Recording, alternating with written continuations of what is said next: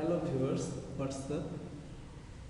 You see, this is the byte format of our image, and today I'll show you how can you save this image into our database table. So go to design and then at first change the variable name, right click it, change variable name, and I'm changing it to pattern image save. So right click it, go to events, action performed, and here is the section for writing codes. So let's check our database table, and you see actually we need to upload we need to upload an image for a specified row. That means whenever we will click the add button, it will insert values all of the columns except the photo. And now when we will try to upload an image for a specified ID like 101205, we just need to update that row. So for the query, I will write string SQL is equal. Here I will write update, not insert, because the row is already existed. So I need to write update student info table, and then I will set photo is equal what, where student ID is equal what.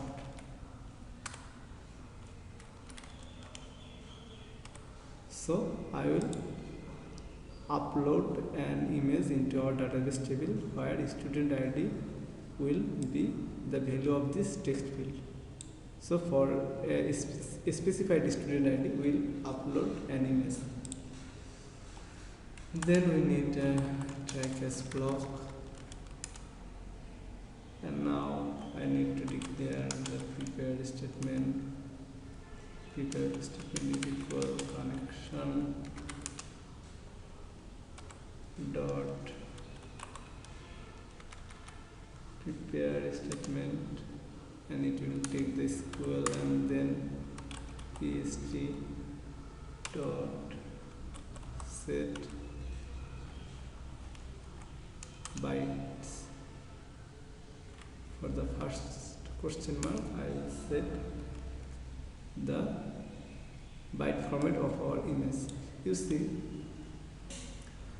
here I didn't write set string because the photo will be uploaded as a binary large object, not a string. So I need to write set byte, and what will be the value of this byte? This byte will take the image byte format of our image, that is person image. But you see, the person image is local to this method because we declared it here. So we cannot access the person image variable in this method. So what can we do? We just need to declare the person image variable globally. So I am going to copy it, and then I am going to delete it. And you see, here is our variable declaration section. And now I am going to create a variable type of byte, and the variable name is person image, and initially it is null. So you see, the errors are gone.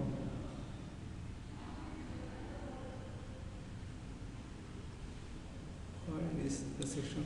Don't worry about it. Go to design, and then here is a save button. Right click, events, action performed, and you see the error is gone, and we can access the person image variable. For the second question mark, I'll write pst dot set string, and you see the statement is update student info table set photo is equal what where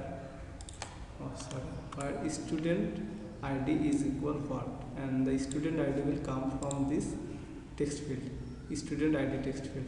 So the second question mark will contain the value of the text student id field dot get text. So we have prepared our statement, and now we need to execute it. So we need to write pst dot execute. If the query executes successfully, then we'll show a message like the option pan dot show message dialog root pen, and the message will be like image set.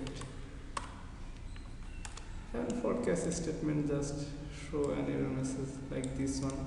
So copy it and then paste it.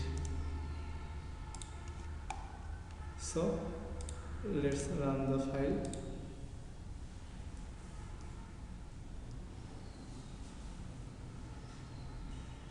Now you see I have uploaded an image for student ID 113001, and I can also upload an image for this entry, but you see there is no image uploaded for this entry assume. So an error message is shown after uploading an image for this entry 114006. The error message will be gone. So I'm going to upload an image for assume. Click upload, and I'm selecting female face, whatever, hit open, and then I'm going to save it, and you see another message is shown image set. So here for student ID 114006, the null pointer exception message is gone, and the image for Azam Khan is set into our database table and shown into this field. So I'm very glad to tell you guys that today I have finished working with these panels, and from tomorrow, I mean from the next video, I will start working with this tab